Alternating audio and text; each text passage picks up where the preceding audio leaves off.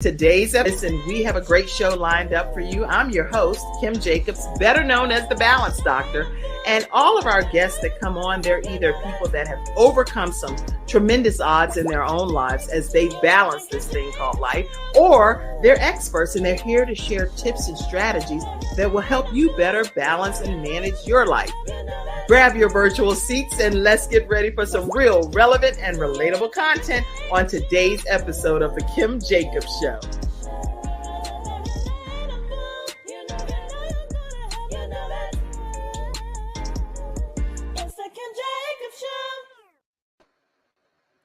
Hello, everyone, and welcome to The Kim Jacobs Show, where we're bringing balance to the world, one household at a time.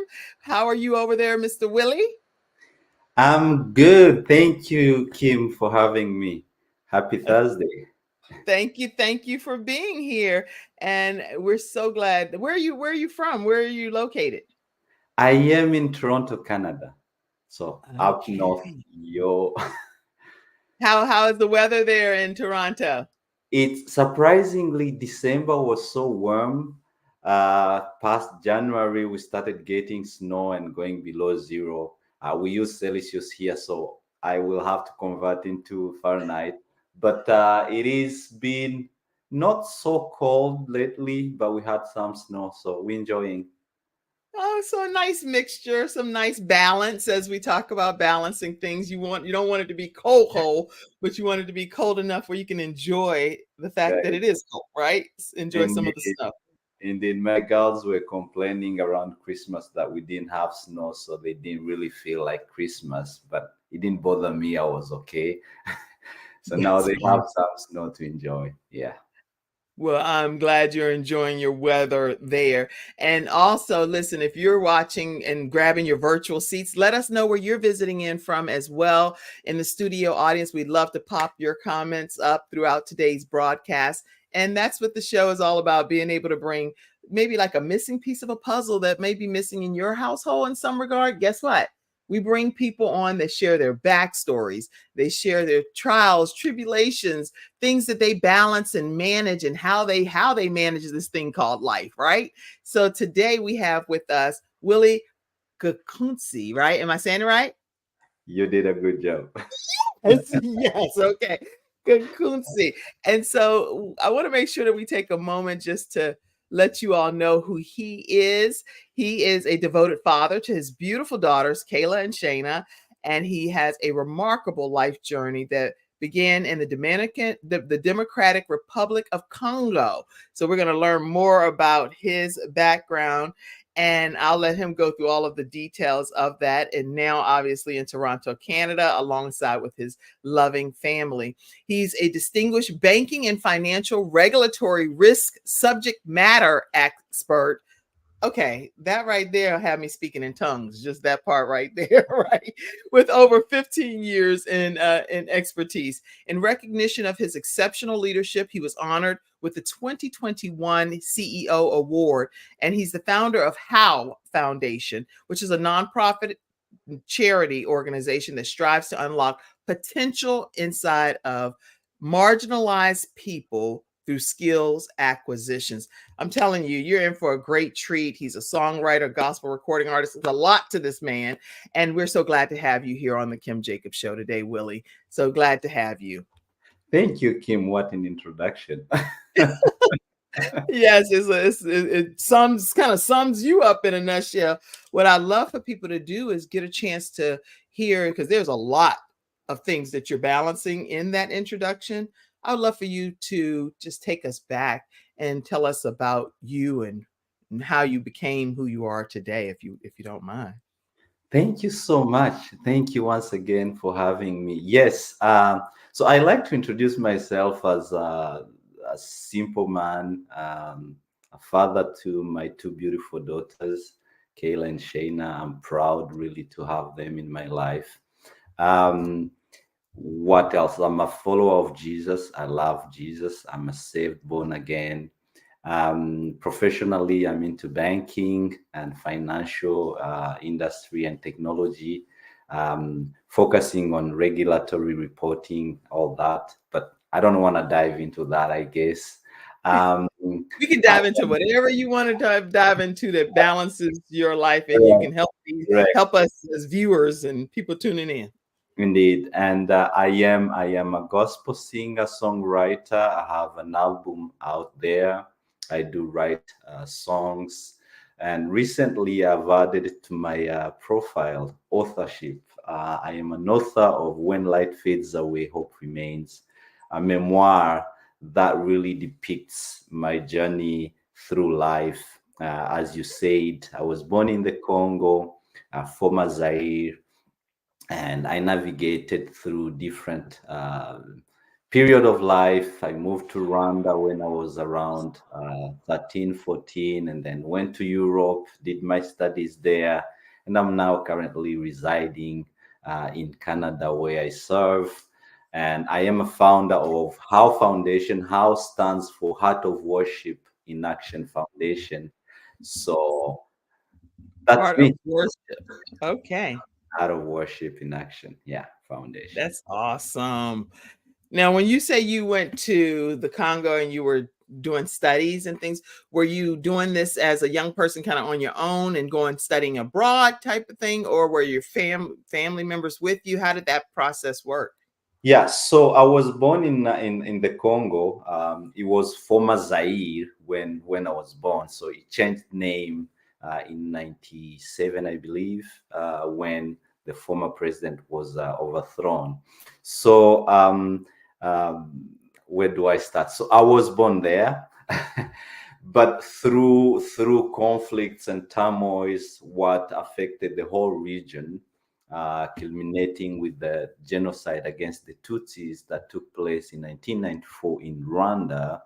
The spillover went to Congo, but the country was in turmoil as well. So my family and I moved to Rwanda post genocide, right after the genocide. I was young. I didn't experience it myself during, but I did live the aftermath. The country was completely destroyed. Thank God, is one of the emerging economies around the globe, one of the best in Africa, actually, Rwanda currently. So through that history, I ended up going to Europe, and I went to Europe as a refugee. I did my studies there. So, Wow. yes, and long behold, started working and moved to Canada in 2016.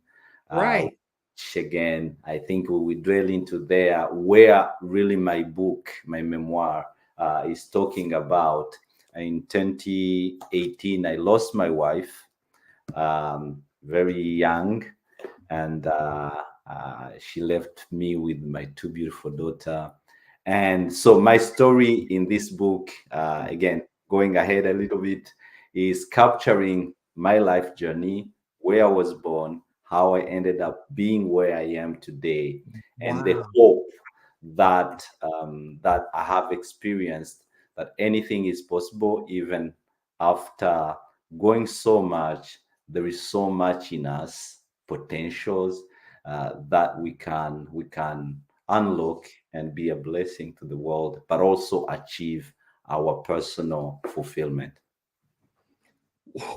Okay, you did the whole hour in like 5 minutes, right? I'm like, Willie, that's a skill, that's a gift right there. It's like, wait, what? This is this is nothing short of almost like it's heartbreaking, heart wrenching, heartwarming, uh, heart touching. It's a lot of heart stuff in what you're saying because as a young person, you have experienced more than most people experience in their entire lifetime. I mean, you were a refugee. You dealt with the overthrowing of a president. So just from, and I know this isn't even about governmental stuff that we're talking about, but tell us, how was it living through those things that some people only read about? Yeah, sure. So again, I will be referring to what I'm talking about in the book. Hopefully, people can dive into and Yeah, study. let's put the book up for a second. Let's put the book up and tell people how they can get a copy of this book right from the beginning of the broadcast. How can people get a copy? So the book is published on Amazon. Just go to amazon.com.ca, the extension of your country, and you get a copy there. It's both in hardcover, paper cover, and digital Kindle version. So yeah, go grab your copy, and then we can continue discussing. Yes. And then also to stay connected, can they get an autographed copy from you? Yeah, definitely, Kim. I will get one shipped to you. So not just me, but I'm saying other people. Can they get it if they reach out to you directly? Yeah, they can. They can. Definitely, they How do they can. go about doing that? Is it through your personal So information goes right through there? my personal, be it Instagram, Facebook, but also there's a website of the dedicated to the book. There you can send me a message, and then we will arrange the shipment with an autographed copy. That's awesome. Okay. Okay. So you all that are podcast listeners too will share his information more throughout the Yes. broadcast as well. So tell us again, living through some of those Yeah. times. So the book summarized that. So I was born in Zaire, current DRC, um, in the 80s, and I am what I remember as a young boy. I was born in one of the purest community. That's how I describe, because everyone was a parent to a kid. Mhm. I remember we didn't have to lock our houses, right? Because I've never heard of story of any theft or any breaking or breaking the house. It was so pure. We had pure life. I played outside late in the night. I could eat to neighbors. We shared food. I do remember my mother would send me out to neighbors if we lacked anything. She's making dinner and she doesn't have salt or this recipe, just go to the neighbor, grab it, right? So, and as a boy growing up, our culture, we are farmers and cattle herders. So my first assignment was milking cows before I got school, right? So fast forward, when I was about um, 10 years, I think, that's when I started seeing things changing, right? Um, the military becoming more brutal, Mhm. especially towards my community. And I didn't understand what was happening. There are a few events I count in the book, so I will let the Yeah, readers yeah. You don't want to reveal all of that, right? reveal that. But then during that period, I was a bit confused, right? Because I knew my community as so pure, loving. Everyone was a parent to a kid. I've never heard of bad stories, but suddenly things change, right? Mhm. People are being imprisoned, including my uncles, my brothers. We hear people being killed, and then there are rumors of, the war is going to start. And there is this campaign against the community I am from, the Tutsis of Congo, because again we have that how do you call it, connection with Tutsis in Rwanda. We speak the same language, we have the same culture. There is this massacre going on, genocide in Rwanda, and the government of Mobutu is helping Mhm. the then government of Rwanda that was committing genocide. So the impact and the effect of that is spilling over, and my community is under threat, right? The Right. genocide happens. I'm still young. I'm around 12, 13, but I don't Mhm. know what's really happening on the other side of the border. But we hear stories on radio. Many people have killed. At the same time, young people from my community are joining the struggle to stop the genocide, right? Which Mhm. eventually was stopped by the Rwandan Front, Patriotic Front, in 1994. So, because of that, Zaire became unstable and unsecure. There's a mass migration of my people to Rwanda. And in Rwanda, even though the country was completely destroyed, over 1 million people killed That is because of who they crazy. are. it's crazy. We are welcomed, we feel home, right? We are not anymore kind of persecuted. So I start making sense of life when we are in Rwanda. But I have this background where I thought we were safe, we had the best community, and then we are kind of, hunted, so to say, and in this new country destroyed, but the government and the leadership is inspiring hope, right?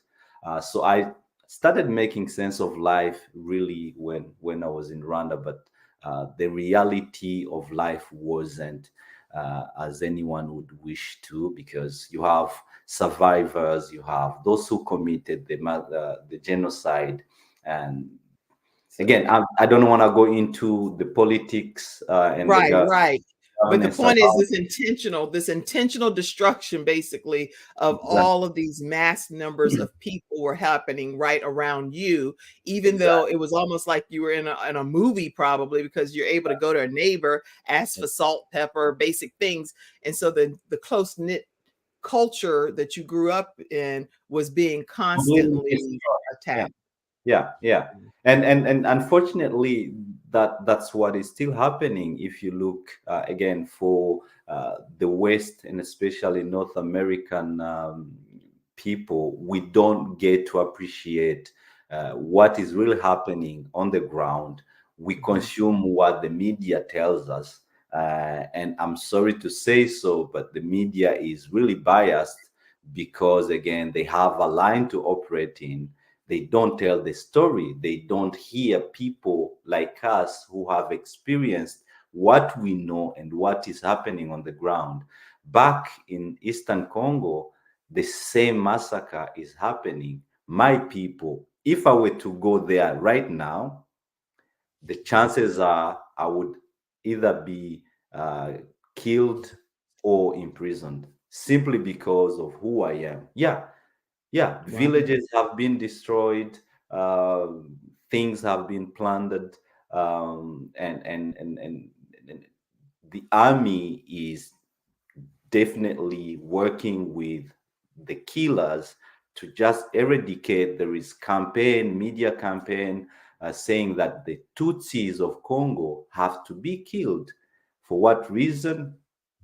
Ask me, I don't know. So that is an ongoing conflict. Fast forward, I Wow. am in the Netherlands, in Europe. So I talk about how I ended up there, how I continued my studies, how I started my professional career, and how I met my late wife, and how life went through highs and lows again. Uh, but in all, cemented by love and by hope and by values that we both uh, had acquired through our upbringing, really kind of helped us to navigate through what we went through.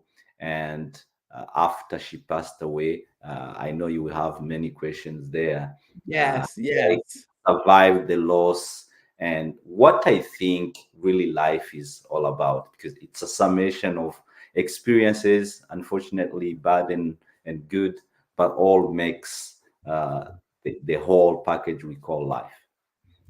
Wow. Okay. This has been already, like I said, a very robust discussion, because you're here to talk about your own journey. When you were talking, it reminded me actually of growing up in the projects, in very different scenario than what you just painted the picture of. But what was happening in our community was a sense of community as well, even though it was we were impoverished and low income. Uh, Underserved, or whatever the people want to call, whatever people want to call it. But in our community, even though we were so-called lacked financial wealth, we had a sense of community. So the same exact thing that you just described, I was able to go to a neighbor's home after school, and all of her 8 or 9 children just merged right in. She fed me lunch and just did everything. and that was Miss Ciola. Miss Ciola was the person back then for me. And then if we were out of something like sugar or butter or whatever, just go down a few doors, knock, or next door and knock and say, my mom sent me, can I borrow this? And not borrow, because how do you return the sugar Yeah, back? I But love. I would get what I needed and was able to go, and we were able to complete the rice pudding or banana pudding or whatever. So that sense of community does give you hope, since that's kind of what we're talking about. When light fades too, there's something that you have to hold on to from a hope perspective. So we're going to take a commercial break. And first of all, I see some comments coming in. Let's address some of our studio audience members' Sure. comments. I see Tanny. Tanny. Oh, Tanny, thank you so much too. I did. Let me hold on. Tanny Swan Wrights sent me a book, Mama Stories. And so she was a guest on the show recently. And I want to make sure that I thank you for sending me this book, Mama Stories. Is extremely inspiring as well. She said, life as a summation of experience. That is life. I love that. And make sure, Tanny, you stay around and tag some friends, because we're going to hear about his wife and their journey after we take our commercial break. Okay. Let me see. Other Dayron Swan is on too. And he says, when light fades away, hope remains. He's the author of the book, 101 Things You Need to Know About Jail. So if you want to definitely, it's some good stuff that this man is telling everybody. We all know somebody that's been in jail or coming out of jail or possibly about to go to jail. You want to get his book as well. Living Through Things People Only Read About. Yes. Surviving intentional destruction is another comment. All right. Y'all keep your comments coming. We'll keep popping them up throughout today's broadcast. We're going to take a quick commercial break and come right back, and you'll hear more from our special guest, Willy Gakunzi. We'll be right back.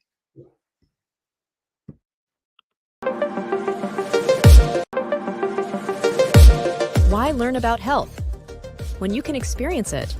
Experience it in beautiful Florida in February 2024. Join us for 3 days of integrative and intensive health and healing education and empowerment with the expertise of the following Healthopedia author, speaker, and facilitators.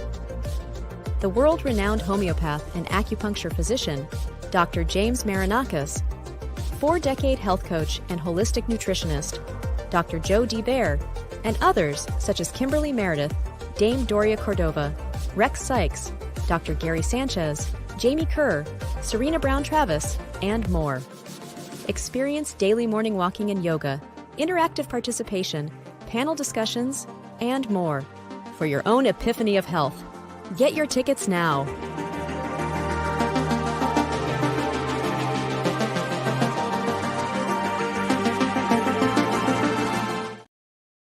All right, everyone, we're back here on the Kim Jacobs Show, bringing balance to the world one household at a time, talking with Willy Gakunzi. And we've already heard about his upbringing some, but I'd love to talk about how you ended up getting to Toronto and how life brought you to where you are, especially regarding your marriage. Thank you. It's so hard to know what to share and what to know. We're just So talking and people are listening in. So indeed. So as you mentioned in the introduction, so I work in banking and financial technology industry.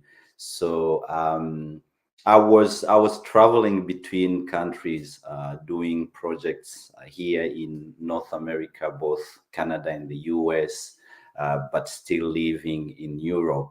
But because of the travels and the workload, so we decided together with my employer that I would relocate to cover what we do here in Canada specifically.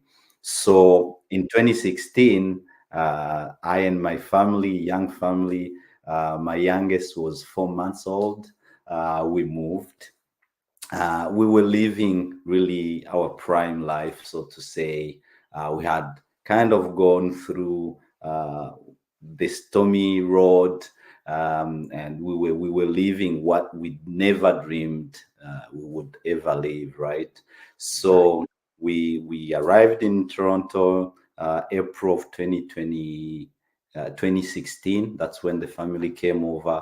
I had been traveling back and forth for almost a year, and we lived a happy life. So in between, after we got married, when we started having children, because of many other things that I want the reader to go discover in the book, my wife had had stopped her college degree.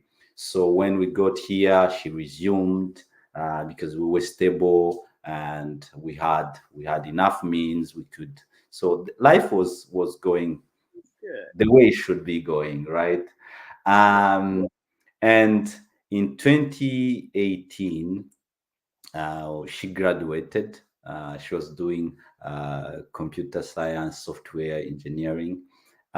She graduated on November 7th of 2018.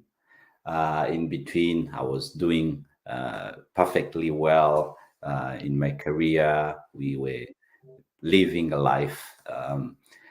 Suddenly, one day after, so November 7th, 2017, we celebrated her graduation. 3 weeks before, on October 23rd, 24th, we had celebrated our wedding, ninth wedding anniversary. So that was 3 weeks after. The next day, on November 8th, she went to work because she was working at the same time and finishing her degree. She was working in insurance. I got a call around 3:53. I do remember the exact minute, from her colleague that my wife had fainted and her heart stopped. They tried to resuscitate her, and they've called an ambulance to come and rush her into the hospital. I was in the office at home. Um, I was surprised because that morning, you can imagine, the night before we had celebration. The morning we departed, she went to work. I started working as well. During lunch, we spoke, and we actually had an appointment later on. So we texted saying, "Okay, see you in a few minutes." So I received that call. I didn't know what to do. I didn't know what to say. So I was like, okay, I'm coming. We meet at the hospital. So again, no, without going into details, I did what I had to do. Picked my youngest. She was still at the daycare. Her sister had returned from school. At that time, I had my younger brother was visiting, and my sister-in-law was living with us, as she was a student back then. So I left them with the kids. Said, "Hey, I'm going to see the mom. I don't know what happened. I will let you know." So I went to the hospital. Fast forward 5 hours later, she was gone. A heartbreaking moment, confusion, total confusion. We were in our prime time, as I said, two young daughters, 2 years and 7. What to do? I don't know. I didn't know what to do. But before I stopped there, on my way to the hospital, I was by myself in the highway driving down Toronto. We lived up north Toronto, and I heard a voice, like someone audible. It's not in my thought. I heard that inaudible voice kind of speaking from the back of my car, and I was asked a very strange question. I was like, what if today was the last day you're going to see your wife? What are you going to do? What are you going to say? How are you going to behave? How about all the plans you have?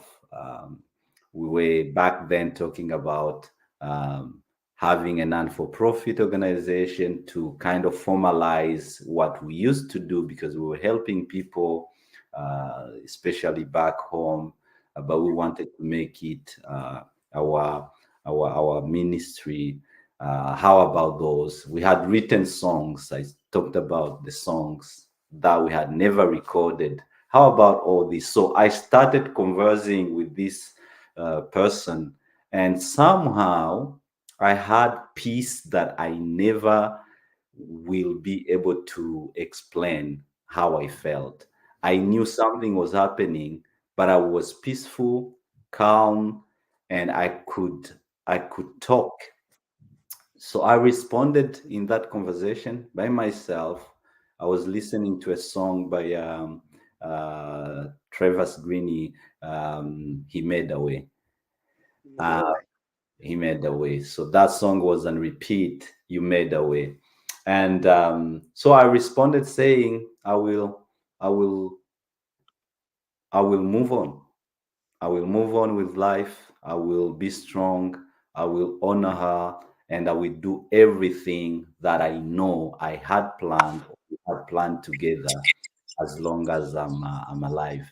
So, yeah, Wow. she left, and a lot has happened, and but there was hope, and this hope to me comes from a light that she she discovered or she lit in my life. So to me, I think we encounter people, be it in our family, in our circle, in our network, and those people are there for a mission. It's either Yes. to confirm or affirm who we are or what we ought to do. Yes. And to me, my late wife, by the way, her name was Estelle. She's the person who affirmed my purpose, who helped me discover the potential in me.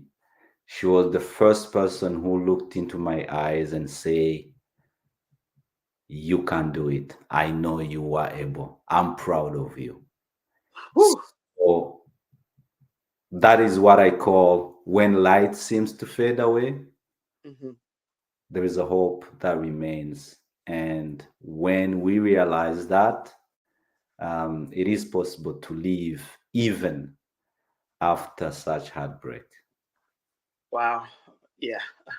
That is such a incredible, inspirational way of looking at your spouse passing away and leaving this earth, with you being now a single dad, basically.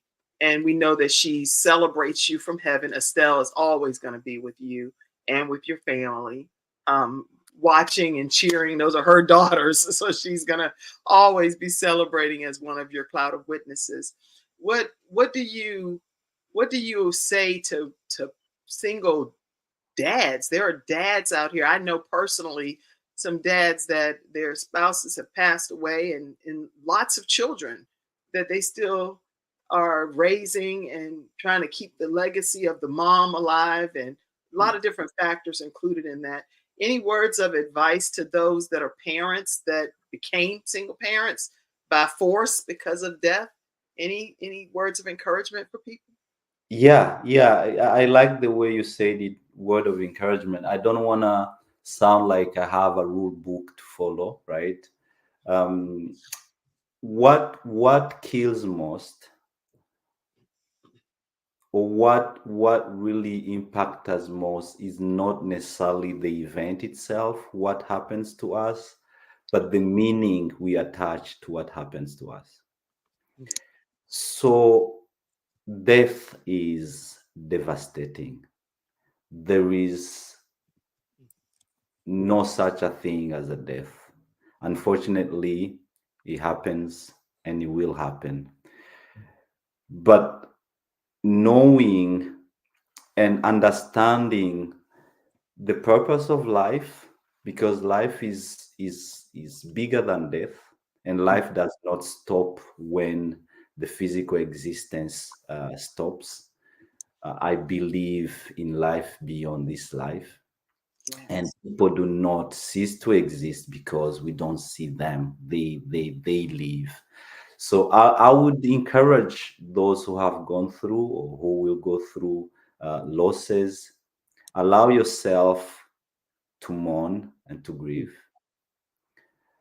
At the same time, pick up your pieces, build on the memories you've created.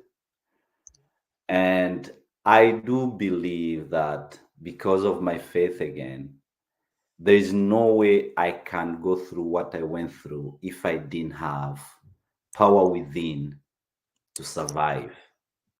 I don't know if I explained myself well. So that means anything we go through, there is a potential inside, and there is that energy or that foundation, that hope. When we turn it on, we will be able to move and continue to live. Grieve. I'm typing what you're saying because this is, you said, I believe in Jesus Christ, the power within to survive.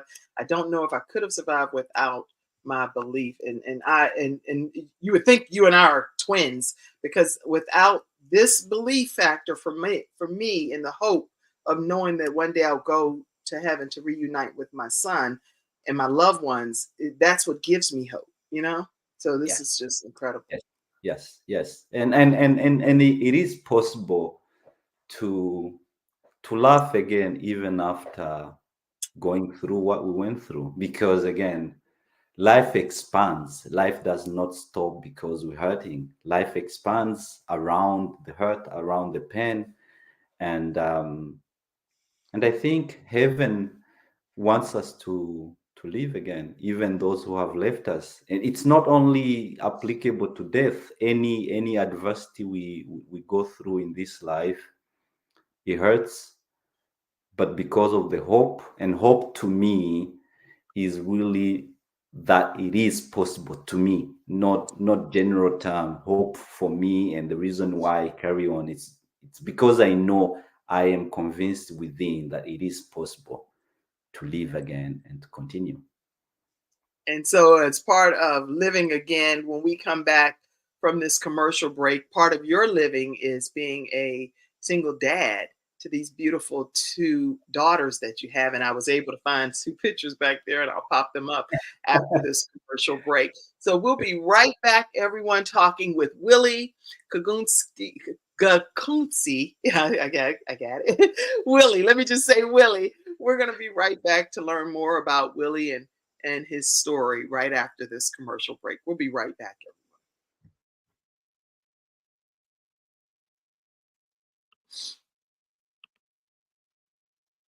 We'll be right back. Let me go take us to commercial.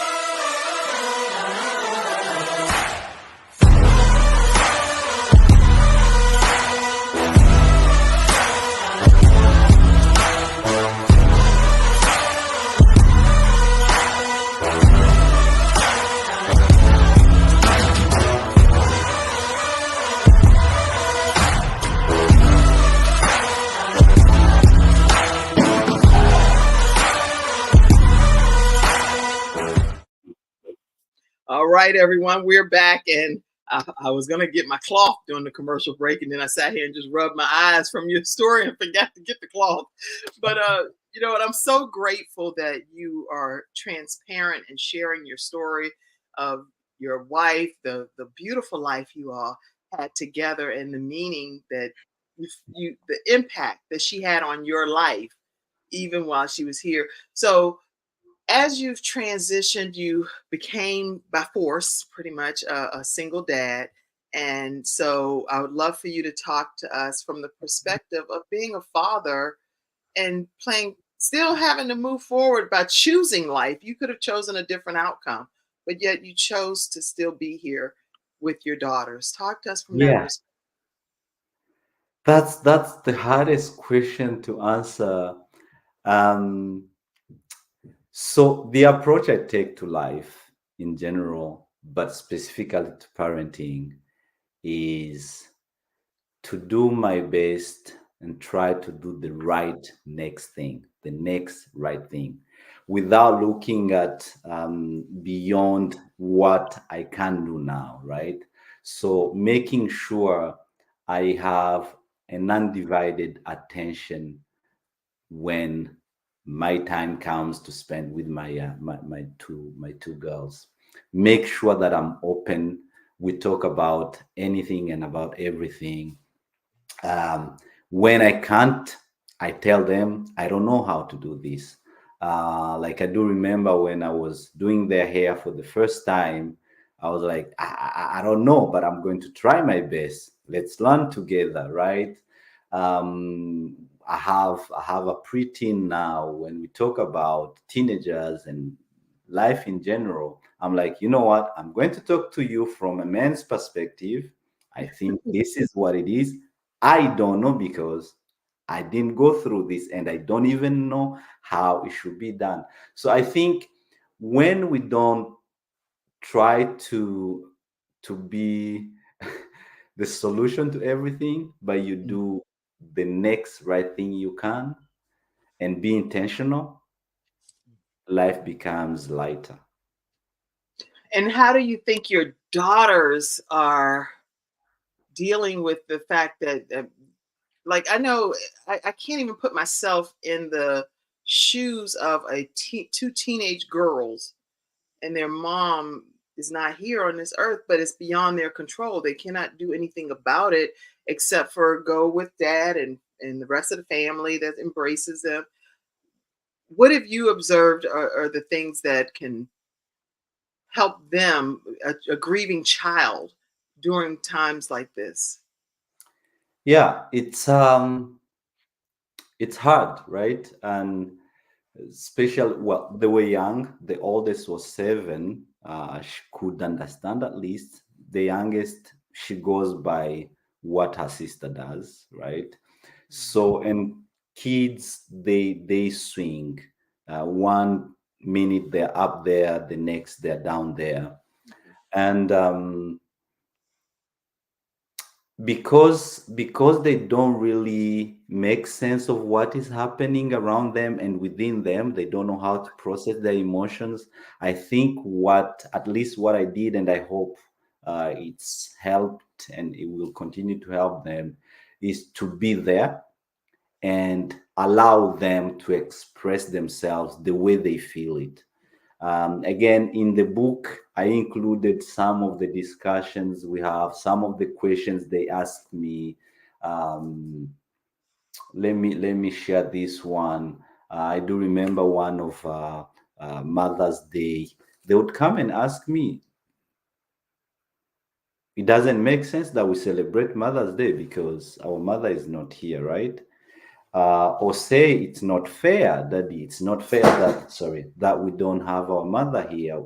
Why don't we? Why did she go to Mm, heaven?" So those are questions I allow them to ask, and I right. give them. Sometimes I simply say, "I don't know, but what I know, I'm here, and we can do this. We can try to make sense of what we know. We can bake together, we can go out for a movie, we can enjoy, we can pray," because most of the time, and that is really what I think uh, has helped. uh, every discussion we have, me confused, them confused, me not being able to Right. answer their questions, we end up saying, "Okay, let's pray and ask God to visit us the way we are. This is where we are, and who knows what will happen." So there's no formula. I think just being open and allow them to express in their terminology and language does help. That's really good. And I know and this is not regarding a spouse, but regarding my son that Mhm, passed away. We mhm, still celebrate his birthday. We just celebrated his birthday recently, bought mhm, cupcakes, put candle and sing, and all of us were singing together. So we just infuse, even right now when I sign birthday cards to give to someone or something, I still write my son's name and I mhm, just say Gabe in heaven when it that in the exact chronological order of my children. So I'll mhm, say Frankie, mhm, Ivan, Gabe in heaven, Jeremiah, Jayla. And so I put all of that in the card, just ways to keep his memory alive in that regard. So I love how you've said, I don't know the answers to everything. There's no formula, but we're Mhm. going to just do what we can to honor your mom, to honor my wife. And I'm very inspired by that. Wow. Okay, so you've been mastering a lot of things. Banking, you've been mastering uh, genocide. How in the world you done went through all of this stuff coming from the Congo, being a single father that's now raising two beautiful children, and author being added, and you're a songwriter. Tell us about your songs. Yeah. So, excuse me. So my father was a pastor, and I've I've been singing all my life. Actually, I think started from Sunday school, but up until um, 2010 or so, 11, I started writing songs. I didn't know I could write songs. So, and this is another thing I think that really made me understand that there are people who will ignite what we didn't know we have. So I Right. started writing songs when I met my wife. We were dating back then, and she encouraged me so much. So, but we kept postponing. We're like, okay, we will record them sometime, and then life changes. You become parent, you become responsible, you have a career, it gets busy. Now you have reasons to keep postponing. But when this happened, I did realize that it is possible to depart with all the dreams, with all the plans unfinished, right?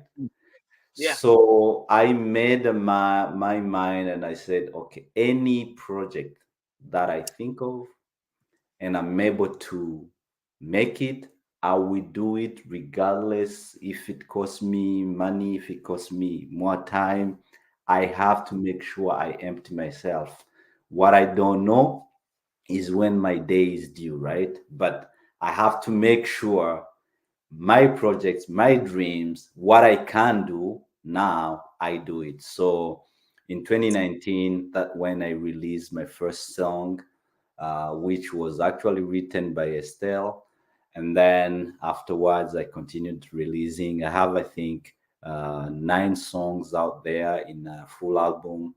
And I'm working on another one, hopefully, to be released soon. So that's a bit my songwriting journey, and yeah, I'm enjoying it.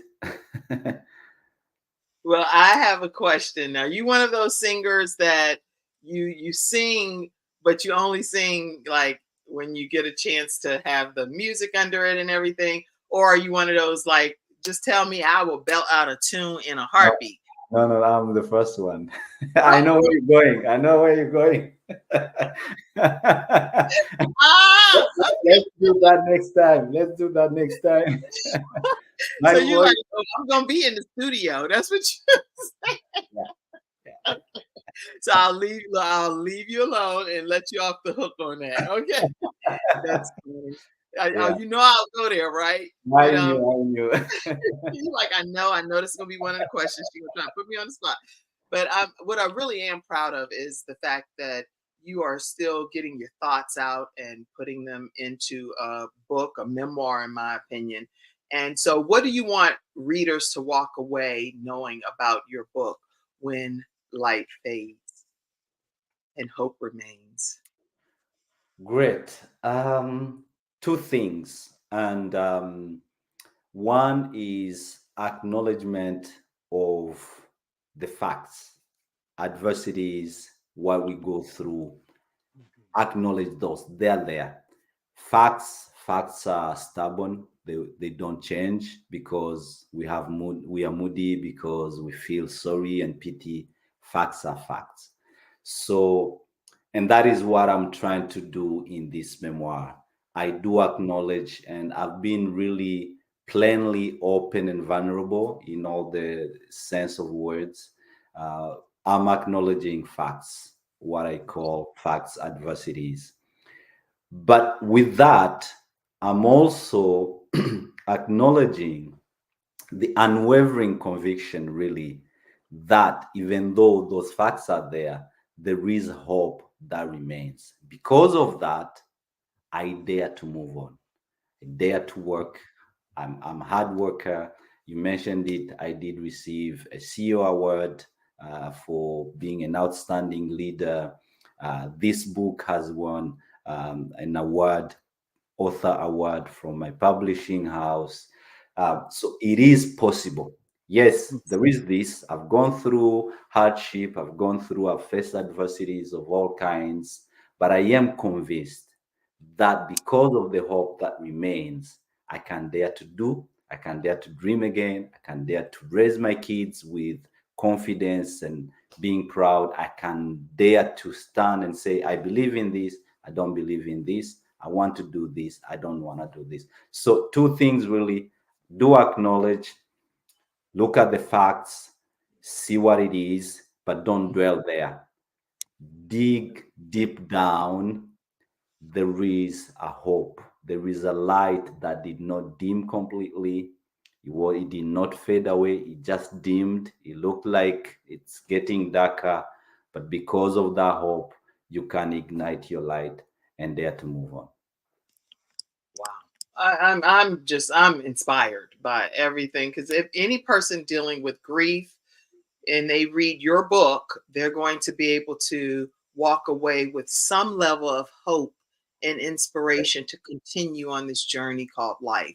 And Definitely. so I encourage everyone to make sure that you get a copy of Hope Remains When Light Fades. And I actually look at it as when even life fades, Yeah. because even though it's fading, it's depending upon your belief. I know I hang my soul on being able to live again.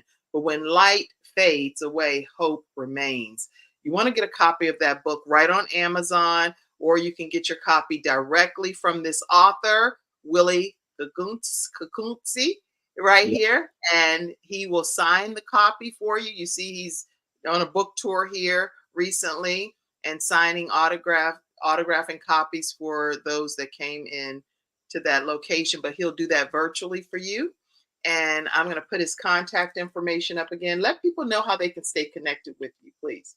Sure. You can reach me through, excuse me, through Instagram. My handle is Gak Willy. You can go through Facebook. I am on Twitter as well. It will be the same X. You can go through the page, the website of the book, When Light Fades Away, Hope Remains. You have my contacts there. Feel free, reach out. By the way, I have a book signing event in Ottawa next February, on February 17th. It will be a Saturday. So come many, invite friends. I will have the opportunity to sign many copies there. And I hope one day to cross the border and come have those live events in the US. I will talk to Kim. Yes, well, we welcome you to come to the US and have a book tour. And I'm sure quite a few people will be in attendance when light fades, hope remains. So you all make sure you stay connected with Willy as well on his social media handles. And I do want to let you all know that we are starting a group training that's taking place on how to start your own virtual show from scratch. I have a couple of seats left. And so if you're interested in joining the training class, it's a small group of individuals, and I work with you all to customize your own show. It can be your own virtual show from scratch. It's a 6-week training, very reasonably priced. And all you have to do is reach out to me, Kim, at thebalancedoctor.tv, or you can call me at 704-944-3534. There is an endorsement video right on Kimjacobsconsulting.com if you want to see an endorsement video from Dr. Les Brown, and he endorses the program. All right, so if you also are interested in knowing how the Kim Jacobs Show thrives, is from community contributions from members like yourselves. So we don't charge our guests to be a part of this broadcast. So the only way we're able to keep this thing rolling is through your contribution. Take a moment today and pour into the show, because it's sponsored technically by you, right? And you can do that at Cash App, $Kimjacobsinc, or through PayPal, paypal.me/Kimjacobsinc. Today's episode is sponsored by Dr. Jody Bear, and we played her commercial. But I do want you to know that this Healthopedia event is like, it's this big encyclopedia of Healthopedia is what it is. And it's over 42 authors. One of the authors in the book, which I'm proud to announce, is my son, Ivan Jacobs. And so he's the one of, I think he might even be the youngest author in the book. So make sure you all know that drjod.com is where you can learn a lot of information, and let her know the Kim Jacobs Show sent you her way. All right. What are any other comments or thoughts that you want to share with our viewers today, Willie? One is the time we're living in, right? We are bombarded with all kind of information. Social media, anyone has opinion, anyone can say whatever they think they want to share. But make sure we don't feed ourselves with negativity. Make sure that we keep our hope guarded, and make sure whatever we go through, and I don't want to be the bearer of bad news, things will happen. You will go out and, unplanned things will happen, those that you don't have control over. But as long as you still have breath, there is hope that remains. Please do dare to move forward.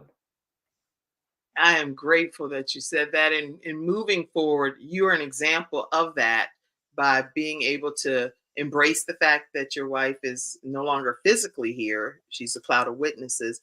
You have your two beautiful offsprings, your daughters, and you're able to still kind of grab hold of all of that and make it work. So I think your words of inspiration throughout today's broadcast has been one that anybody can glean some hope from, Thank you so much. So grateful. So, and I see Sandra Rumpf Jackson on, who's the person that referred you to this program. So she said, greetings, Kim Jacobs. Greetings to you. Sandra's Authors Forum. If you're looking to be a part of an anthology, and you can definitely check with Sandra Rumpf Jackson. She is always spearheading some type of book project, and you definitely don't want to miss being connected with her. And let her know Kim Jacobs sent you. I'm ecstatic for you, Willie. You want to have any comment to Sandra? Sandra is a wonderful person, and so I remember when we first talked, and then after she was like, you know what, I think you need to talk to Kim. I was like, I'm going to connect you right away. So my greetings, Sister Sandra. I miss you. Let's connect again. And I'm so glad that she did connect us. So thank you, Sandra, for being a master connector. She's wonderful. She's wonderful. Yeah, make sure too, one of our episode sponsors is vproducts.store. You have to go to that particular website if you're going to be purchasing the coffee. The coffee is, everybody that's been reaching out to me, they said it's amazing. I mean, like, it's 6 mushroom infused coffee and regular black coffee. Go over to vproducts.store. Don't go to other websites. Go to vproducts.store and get the coffee from there. And then our final episode sponsor is getinsured.solutions, and that's with Samantha Benson. Samantha Benson is a final expense life specialist, and what she does is she helps you be able to keep some of the finances, instead of having to put it all out to burial costs, how to keep some of it as final life expenses back in the family. You want to reach out to her and let her know that Kim Jacobs sent you at 704-499-3616. And the final thing I'll tell you that she is sharing that I think is critically important for self-employed individuals is the ERC, Employee Retention Credit Program, but it's for specifically people that were struggling and trying to keep things abreast during the pandemic. You were able to keep your business going in some capacity. And this website that I'll put here allows you to know that the ERC funding can be complicated, but up to about $26,000 per employee has happened through this program that Samantha Benson is working with. And you can learn more about what the Employee Retention Credit Program is and how you may be able to qualify. There's a calculator in here as well to let you know how much you would qualify for as a self-employed individual with 1099 contracted individuals. So that's something that was new to me. I didn't know about that. And so what I'm learning about, I want to always share it with my audience. All right, so I'll put that link here and definitely see if you qualify. Any closing? Hello, Dr. Connie Green, Wisdom Tips from Connie Green. I see you out there. Any closing comment, Willie? First and foremost, thank you, Kim, for hosting me. Thank you very, very much. Thank you, the audience, those who were with us live and those who will follow us later on in replay. Yeah, we don't take it for granted. We can tell our stories, but if we don't have anyone to listen to our story and maybe be inspired, then our work will be in vain. But thank you for your time. Thank you for tuning in. And thank you for the support you continue to bestow on my sister Kim here. And go grab your copy of When Light Fades Away, Hope Remains. And I will be happy to hear from you, your comments, your feedback. And again, I will repeat myself. Do me a favor, acknowledge what you've gone through, but dig deep inside, grab and pick your pieces and dare to move forward. May God bless you, and happy New Year again, 2024. I hope you will make it a great one. There you have it, everyone. Have a great day. We'll see you Monday through Friday at 11 o'clock a.m. Eastern Standard Time. Thank you, Willie, for being so amazing and letting God use you and being a great dad in the midst of these trials and tribulations. God bless you all. Have a great day in the studio audience. Thank you, Mackenzie, backstage, too.